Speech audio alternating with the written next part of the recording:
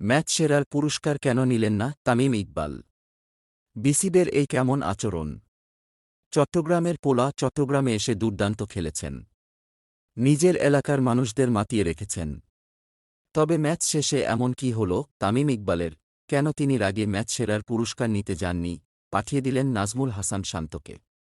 এটা নিয়ে একটি প্রতিবেদন প্রকাশ করেছে বাংলাদেশের সবচেয়ে জনপ্রিয় সংবাদ মাধ্যম প্রথম আলো। তাদের ক্যাপশন ছিল তামিমের পুরস্কার যে কারণে নিলেন না তামিম, আর এই প্রতিবেদনে ঢুকলেই জানা যায়।